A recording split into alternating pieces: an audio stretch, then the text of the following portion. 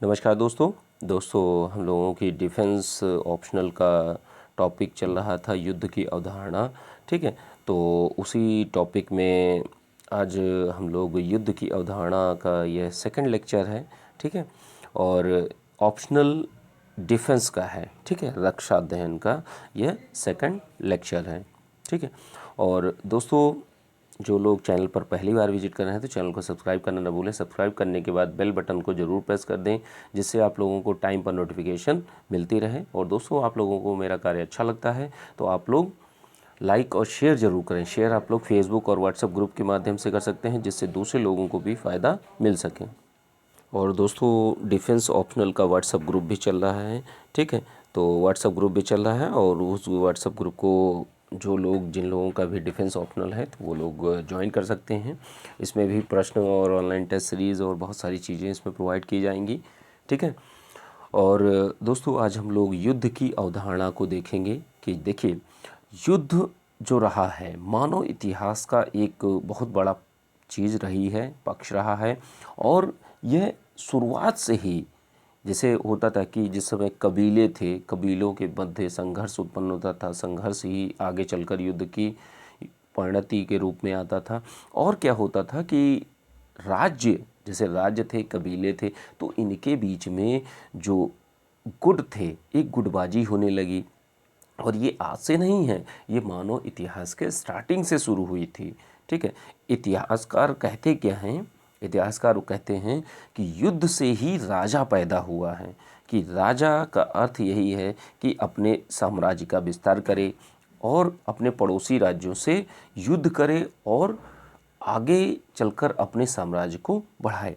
तो युद्ध से ही राजा पैदा होते हैं, ये इतिहासकार बोलते हैं। ठीक है, और क्या है कि ग्रोशियस एक विद्वान हैं, ये जो युद्ध की अवधारणा को देते हैं, तो युद्ध के बारे में इन्होंने एक बताया है कि युद्ध को एक बुराई कहा है। देखिए, बहुत सारे विद्वान अलग अलग अपने मतों को रखते हैं।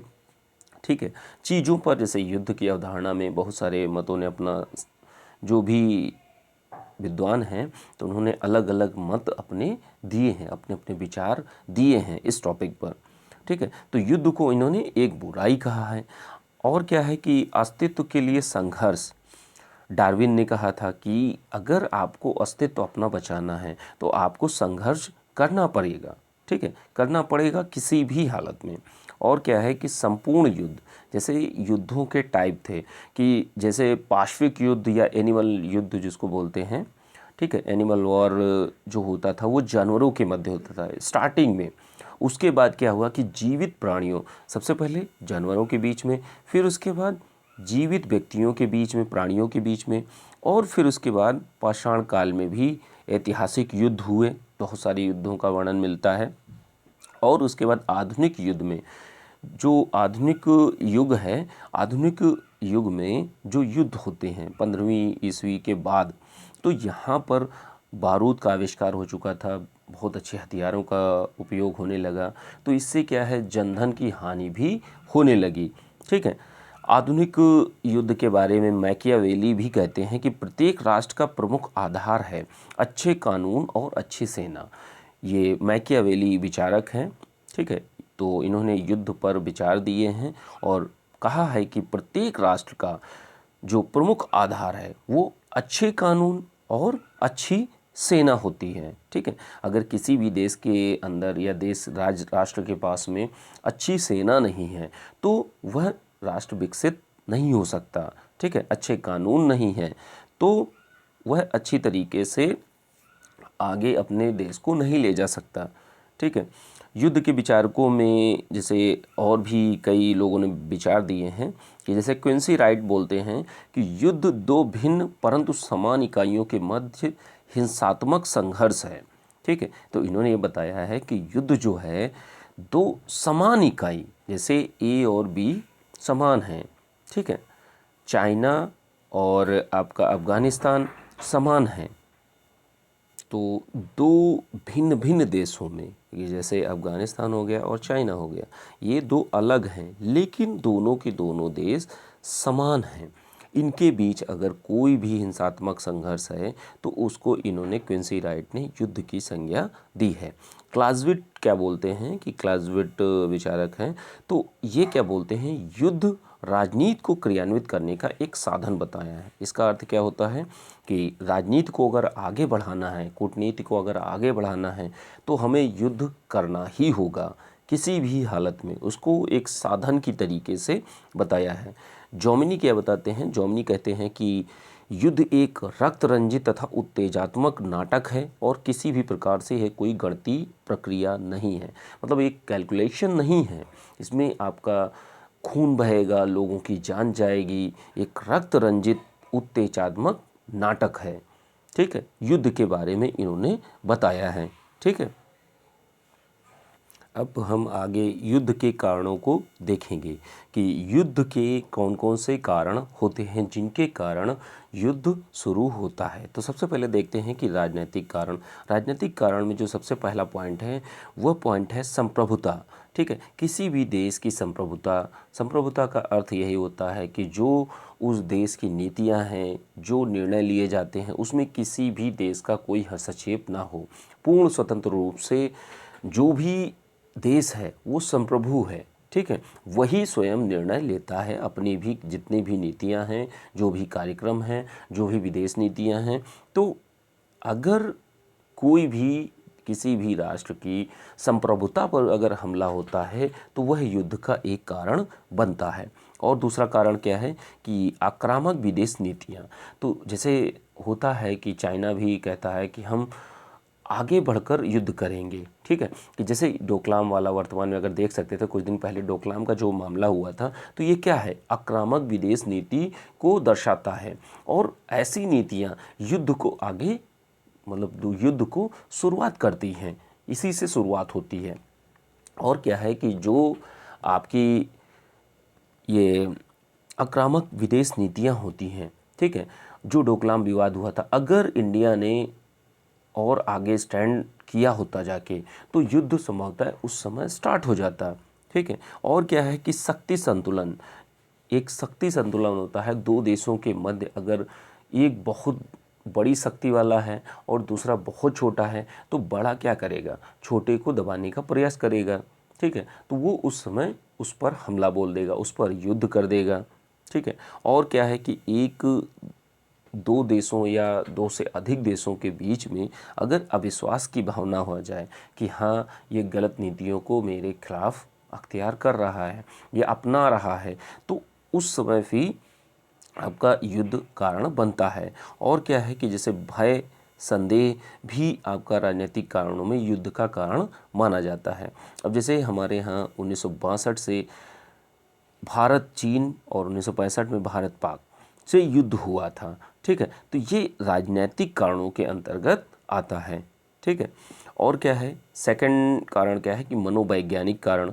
मनुष्यों में दूसरों पर शासन करने की इच्छा होती है, कि जैसे होता ना कि जो मनुष्य है उसको जो एक बड़ा होगा, जैसे मान लिया कोई ए व्यक्ति है, वो किसी न किसी प्रकार से पहले देखा था, कोई भी बी व्यक्ति है, सी व्यक्ति है और डी व्यक्ति है, तो अब इनमें से जो कमज़ोर होगा ऐसा ढूंढेगा, किसी न किसी के ऊपर वह शासन करने की इच्छा होती है और वो शासन करने का प्रयास भी करता है।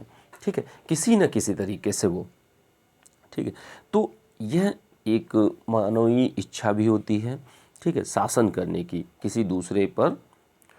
और मनोवैज्ञानिक कारणों में देखते हैं कि बदला लेने की इच्छा, कि जैसे एक मनोवैज्ञानिक भी कारण होता है कि अगर किसी भी व्यक्ति के साथ में कुछ गलत हुआ या किसी राष्ट्र के साथ में गलत घटना हुई है या गलत नीतियां अपनाई गई हैं, तो वह क्या है, अब बदला लेने की इच्छा को देखते हुए आगे युद्ध को अपनाएगा। ठीक है, कि जैसे पाकिस्तान बदला लेने के चक्कर में ही कई बार युद्ध करता है और हर बार हारता है भारत से।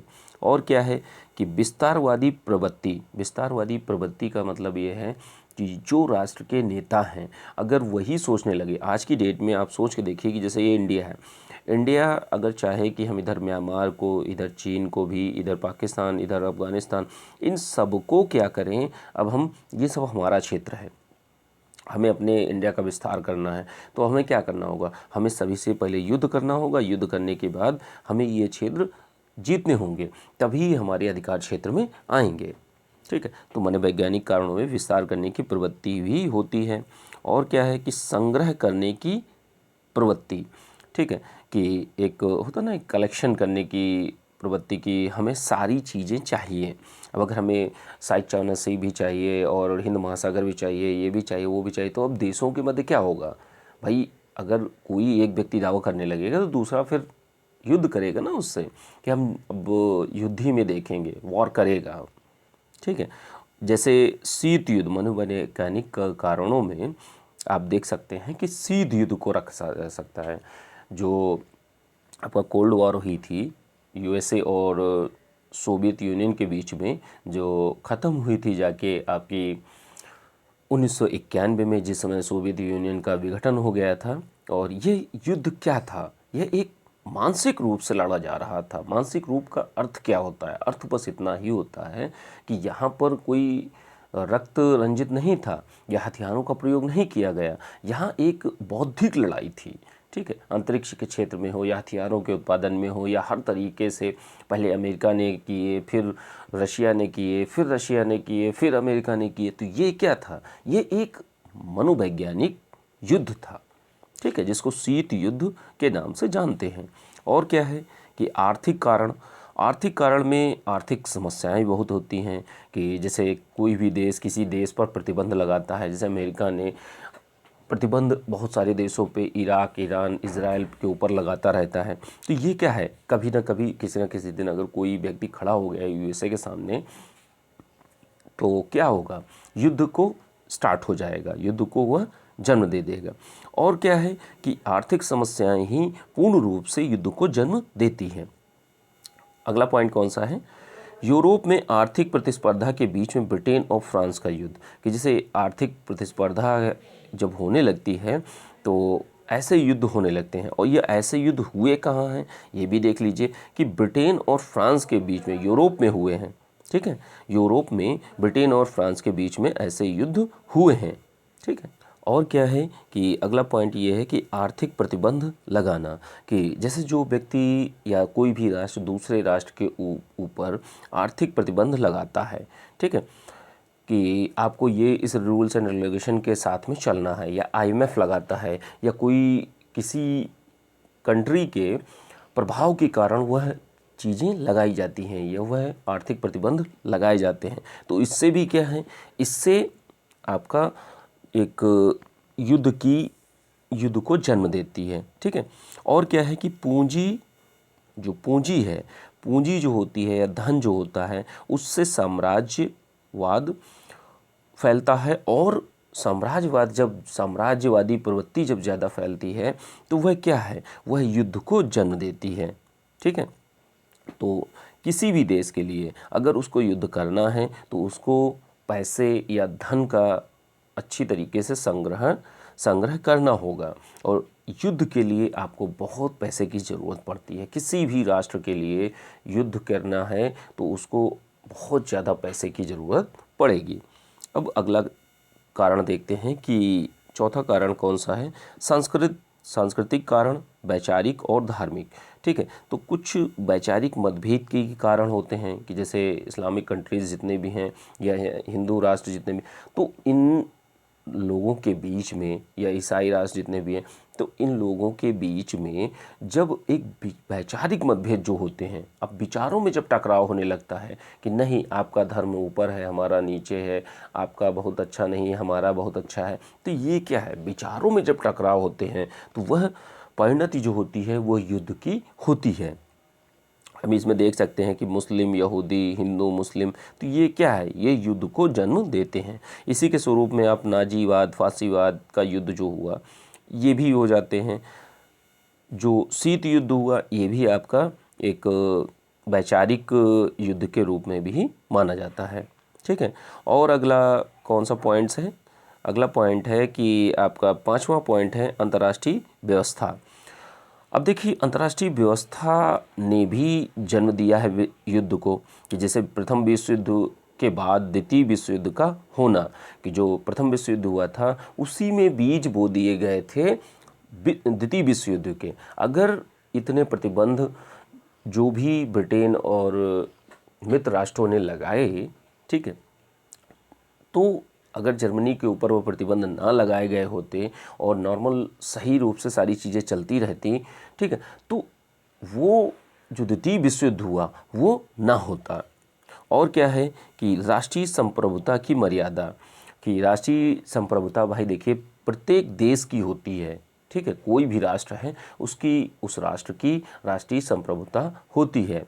अब अगर उनकी संप्रभुता में अगर आप हमला करेंगे तो आपको युद्ध करना पड़ेगा, ठीक है। पहले तो संघर्ष स्टार्ट होगा, संघर्ष होने के साथ साथ फिर युद्ध में वो चीज़ परिणति होती है जाके, ठीक है। अब युद्ध के जैसे कुछ प्रकारों को हम लोग देख सकते हैं कि हिंसात्मक युद्ध होता है, आर्थिक, मनोवैज्ञानिक, शीत। हिंसात्मक युद्धों में परंपरागत युद्ध और अपरंपरागत युद्ध। असीमित युद्ध, परंपरागत युद्धों में कौन कौन से हैं? असीमित और सीमित। और अपरंपरागत युद्ध का मतलब परमाणु युद्ध, जो चलन में नहीं है, ठीक है। चलन में नहीं का मतलब ये है कि इनको करने पर बहुत ही ज़्यादा मानव जनधन की हानि होती है। परमाणु युद्ध हो गया, रासायनिक युद्ध हो गया, जीवाणु युद्ध हो गया, ठीक है। अब परमाणु युद्ध में भी दो टाइप के आते हैं, सीमित और असीमित, ठीक है। तो दोस्तों ज़्यादा वीडियो लंबा ना हो इसलिए आज हम लोग युद्ध की अवधारणा को, चैप्टर को लगभग कंप्लीट कर चुके हैं। अब अगले पार्ट में हम युद्ध की अवधारणा जो है उसके सेकंड पार्ट को देखेंगे तीसरे लेक्चर में, ठीक है। थोड़ा थोड़ा करके हम लोग आराम से देखते रहेंगे, ठीक है। चलिए ठीक है। और दोस्तों डिफेंस ऑप्शनल का जो ग्रुप है, डिफेंस ऑप्शनल का तो ग्रुप चल रहा है, तो जो लोग भी ज्वाइन करना चाहते हैं, जिन लोगों का भी डिफेंस ऑप्शनल है, तो डिस्क्रिप्शन बॉक्स में डिटेल पड़ी हुई है, या तो इस नंबर पर जो मेरा व्हाट्सअप नंबर है इस पर आप लोग जानकारी के लिए मैसेज डाल सकते हैं, ठीक है। चलिए ठीक है, थैंक यू सुनने के लिए।